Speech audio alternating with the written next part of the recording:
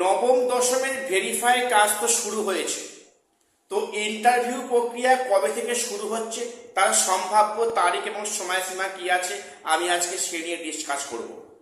এবং পাশাপাশি আজকে ডিসকাস করব যে প্রার্থী পদ কাদের কাদের বাতিল হচ্ছে বা প্রার্থী পদ এর পরেও কাদের বাতিল হবে সে নিয়ে।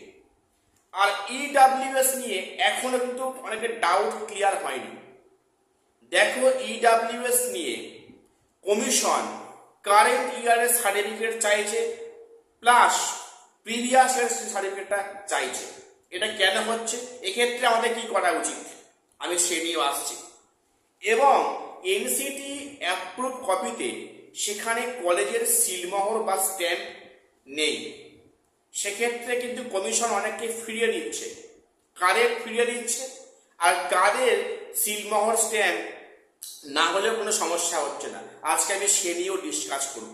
ভিডিওটা খুবই গুরুত্বপূর্ণ, কেউ স্কিপ করো না, সবটা দেখো। সবাই চ্যানেলটা সাবস্ক্রাইব করে দিও এসএসসি এবং পিএসসি গুরুত্বপূর্ণ আপডেট পাওয়ার জন্য। প্রথম আজকে বলি যে বিষয়টা আজকে প্রথম আরম্ভ করি, স্টার্ট করি যে প্রার্থী পদ কাদের বাতিল হচ্ছে। আমি তারপরে আসছি, ইন্টারভিউ করতে আসছি।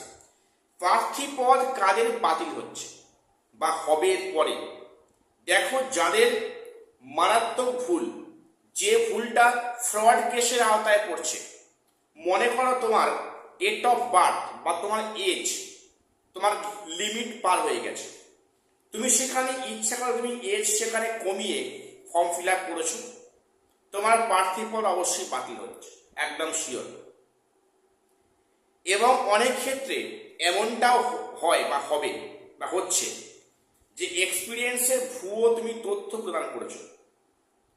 তুমি সেখানে 10 মার্কস দিয়েছো, কিন্তু তুমি প্রাইভেট স্কুলে জব করতে, তোমার সেখানে কোনো পাওয়ার কোনো কথাই নয়। এরকম ক্ষেত্রে অনেক সময় প্রার্থী পদ বাতিল হলেও হতে পারে, তবে কিন্তু মেনলি হচ্ছে এজ সংক্রান্ত কারণ। আচ্ছা, এটা গেল।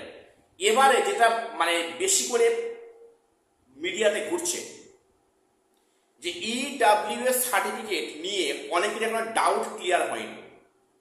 কমিশন কিন্তু বিজ্ঞপ্তিতে বলেছে যে 21/7 আগে সার্টিফিকেট ইস্যু হতে হবে, না হলে পরে ও সার্টিফিকেট গ্র্যান্ট হবে না।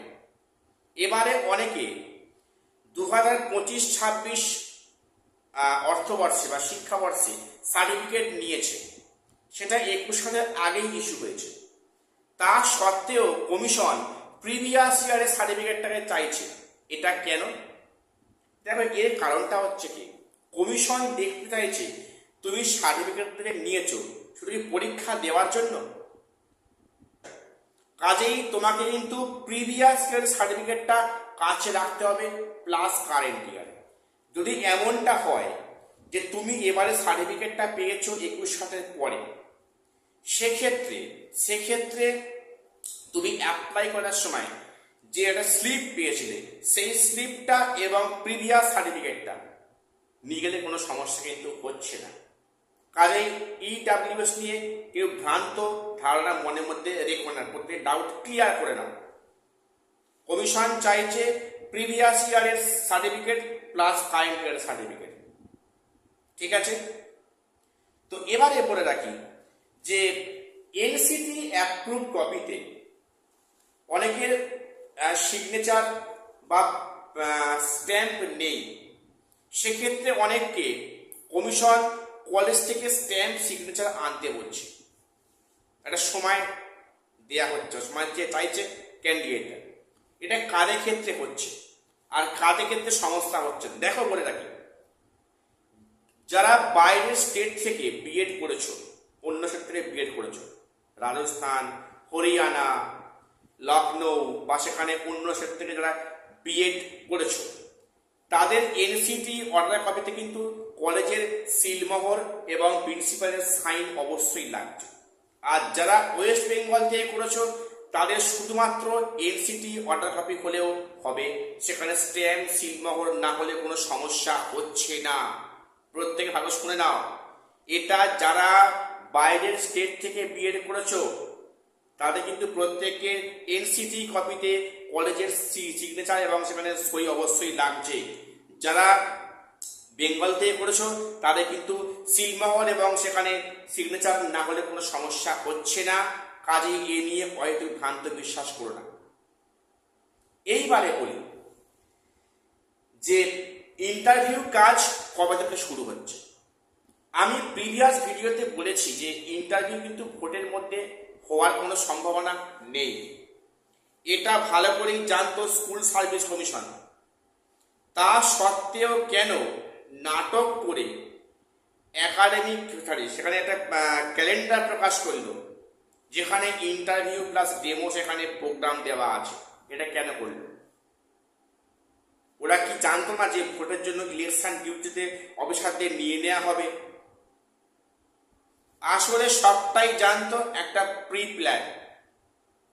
এখন যা পরিস্থিতি, এখন তো কমিশনের হাইকোর্টে দ্বারস্থ হয়েছে যে 31শে অগাস্টের মধ্যে সম্ভব কিভাবে হবে।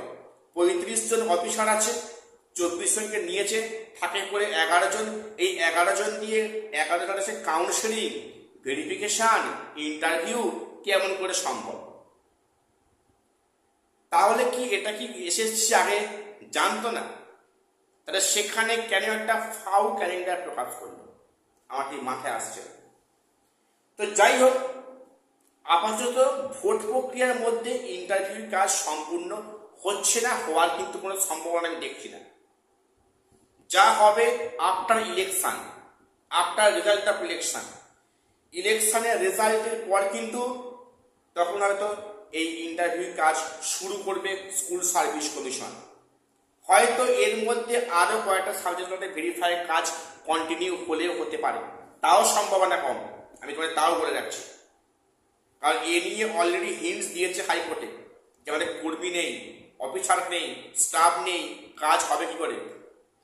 দেখো, কিন্তু কমিশন একটা বা একটা কন্টেম্প কেস খাচ্ছে সুপ্রিম কোর্টে গিয়ে। যখন 31শে ডিসেম্বরের পর যখন 8 মাস সময়টা এক্সটেন্ড করলো, তোমরা মনে করে দেখো সেখানে কমিশন কিভাবে কাজ করছিল, কিভাবে আগাচ্ছিল। যেন কোনো কাজে কোনো একটা গতি নেই, কারো একটা স্পিড নেই। আর এখন ভোটের সময় বলছে কি যে ভোটের জন্য আমাদের স্টাফ নেই, কাজ করতে পারছি না, এই সমস্যা। আসলে সবটা একটা অজুহাত, বাহানা।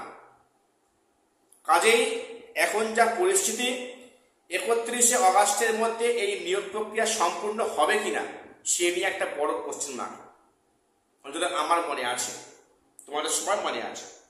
আর এই যে 9-10 ইন্টারভিউ কাজ কোনো মতেই ভোট প্রক্রিয়ার মধ্যে শুরু হচ্ছে না, যেটা আমার মনে হচ্ছে কোনো চান্স নেই। সেখানে হয়তো আফটার ইলেকশন রেজাল্ট এই প্রক্রিয়াটা শুরু হবে, এটাই বিষয়। আজকে এটুকু আপডেট দেওয়ার ছিল। সবাই চ্যানেলটা সাবস্ক্রাইব করে দিও এসএসসি এবং পিএসসি গুরুত্বপূর্ণ আপডেট পাওয়ার জন্য। আর শেষ করলাম, দেখা হচ্ছে পরে কোনো ভিডিও।